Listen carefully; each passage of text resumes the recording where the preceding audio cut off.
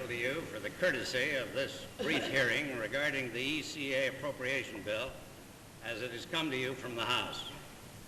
I have sought the opportunity only because of my deep conviction that you confront decisions which transcend fiscal considerations alone and which involve a critical impact upon our prestige, our peace, and the peace and freedom of the world. Plead that you do not make indirect use of the appropriating function to veto these declared policies of Congress and thus to brand these policies before the world as capricious, unreliable, and impotent. We cannot build leadership for peace upon any such shifting sands.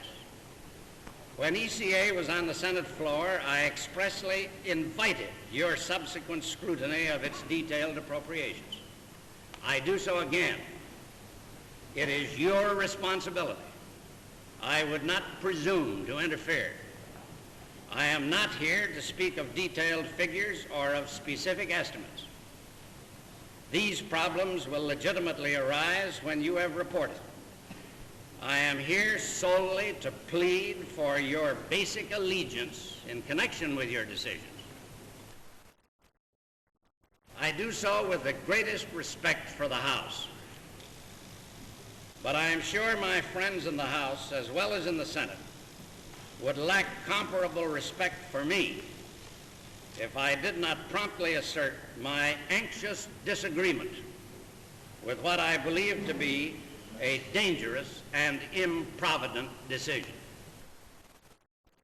The most ambitious enterprise for recovery and peace on a basis of self-help and mutual cooperation which was ever launched. They gave it immediate life with an advance of $1 billion from the RFC. They put it immediately to work. It is the greatest possible insurance against our need to use the increased armaments for which we concurrently vote other precautionary billions. Now, I do not mean to re-argue the basic point, Mr. President, both at home and abroad.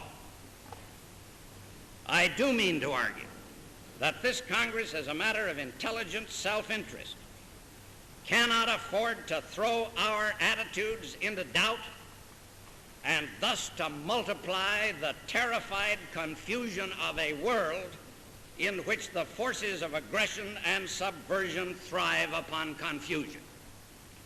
We must not feed the very fires we would put out.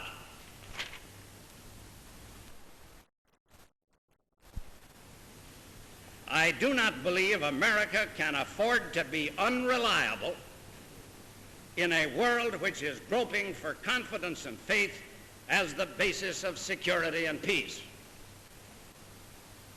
The action of the House cuts E.C.A. in sums variously estimated from $500 million to $2 billion. It is to succeed. I respectfully submit, Mr. Chairman, that for our own sakes, we dare not deal with this vital problem in the life of the world, including us, in any such cavalier fashion. There is too much at stake.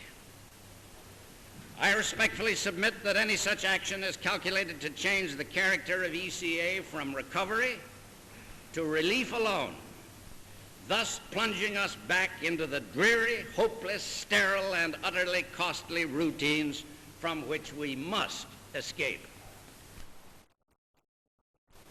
I respectfully submit that it violates the rules of scrupulous justification for E.C.A. expenditures, which Congress wisely enjoined upon E.C.A. participating countries themselves, and that it seriously jeopardizes the success of a great peace adventure which deserves its full chance to succeed if it is to be undertaken at all.